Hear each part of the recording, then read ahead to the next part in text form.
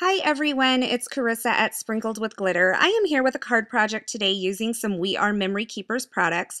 I'm going to combine this letterpress printing plate set. It's called the Script Set, and it has these really cute sentiments, and I thought that smile sentiment would pair perfectly with these Instagram frames.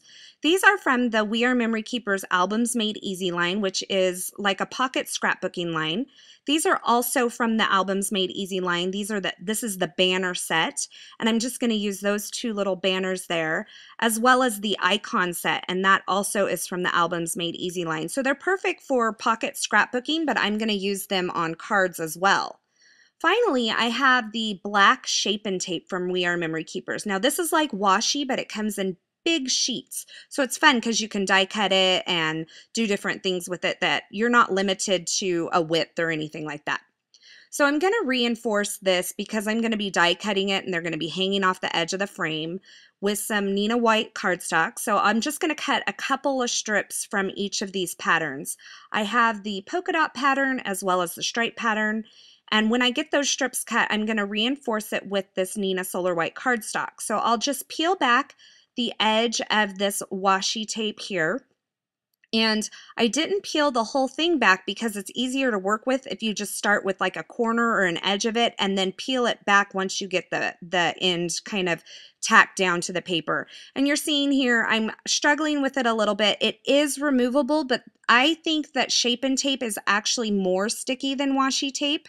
But when I finally get this position down the way I want it, I can rub out any wrinkles that I may have gotten and then slowly peel the backing off and smooth it down onto the paper just like that. Then I'm going to do the same thing with the polka dot pattern as well, and then I have those reinforced so I can do some really sturdy die cuts from these. Once I got that done, I'll place all of my dies blade side up onto my Genius platform. I'll put the paper over that, and then I'll put my A plate on top and just run those through my Evolution die cut machine. Now these die cuts or these dies will work in other machines. They'll work in your Sizzix machines and your Cuttlebugs as well. So keep that in mind. But once I got these all kind of cut out, I pulled this out and I was like, oh, what a happy accident. I'm gonna set that little heart piece aside to use in another project. And then just to pop these out of the dies because they're stuck in there, I'm just using my Tim Holtz craft pick, and there's little holes in these dies so you can just poke them out and then pull out the dies or the die cuts, and then you have them there. So once I get all of those kind of poked out, I have all these dies on my desk, and I thought I would just show you what I do while I'm working. I keep a magnetic frame on my desk, and this keeps me from losing or throwing away dies, which I have done in the past.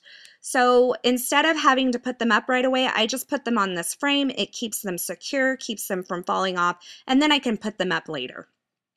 So I cut all these from white paper, but I do want some of them colored. So I'm going to take the heart first, and I have this Copic marker. It is RV09. And I'm just coating the whole heart with that pink color.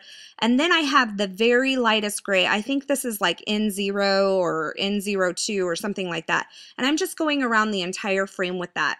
The reason I'm doing this is because it's going to be on a white card base and I want it to pop off. So you can see it's very faintly colored. So now I have my sentiment from that Script letterpress printing plate set, and I've gone ahead and put some ink on my ink plate here, and I'm just going to roll it out with my brayer. Now this is the first step of letterpressing here, just getting your ink prepared, and this ink stays wet for quite a while. I left it out for a couple hours and was still able to use it on my desk. I've brought in my letterpress tool here, and I'm just using some foam paper guides along the edge of that to keep this paper from moving around, and then I can be sure that when I put this into press, my paper is always in the same place. To adhere the printing plate to the letterpress tool, I just use some Scotch double-sided tape. It's just regular double-sided tape.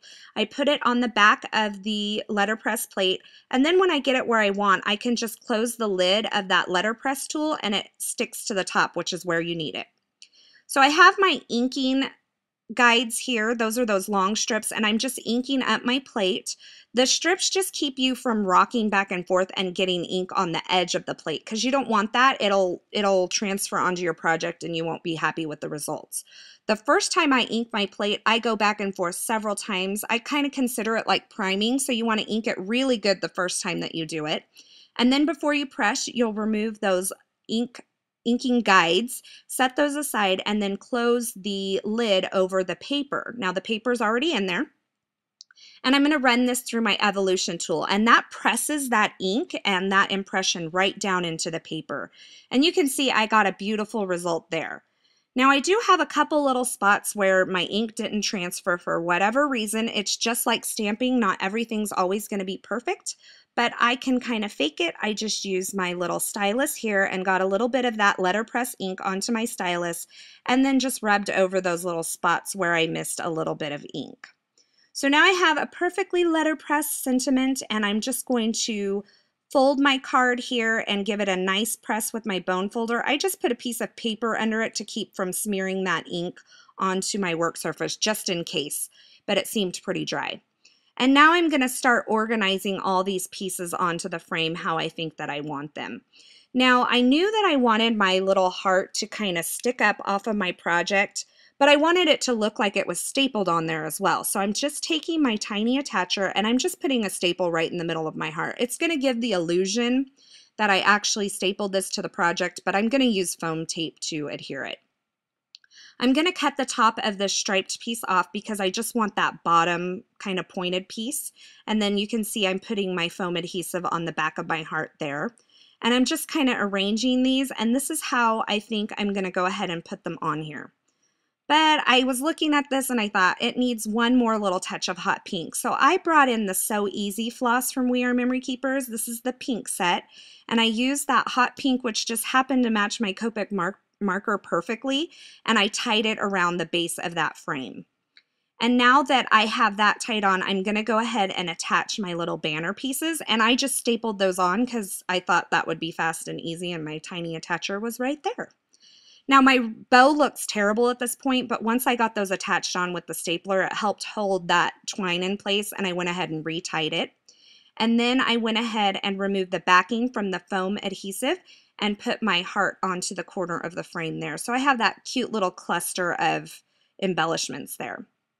I put some foam adhesive on the back of the frame to adhere it to the front of the card, and then I went ahead and put it kind of at an angle right over that sentiment there. And because I didn't like the way that this kind of bow was flopping everywhere, I just took a little multi-medium in the matte finish, put it behind the bow, and then I put a block over it to let it dry, and that just kind of helped hold it into more of the place that I wanted it. So you can see there is my finished project, a little combination of some die cutting and letter pressing together, and washi tape as well, just used in a kind of a different way. This project would also be fun with a picture behind the frame as well. As usual, I have links to all the products used in this project in the description at YouTube, as well as over at my blog at sprinkledwithglitter.com. And don't forget, anytime you shop at shopweare.com, which is the We Are Memory Keepers shopping site, you can use the coupon code GLITTER to save 20% off your entire order. Thanks for stopping by today. I hope you enjoyed this video, and I hope you have a fabulous day.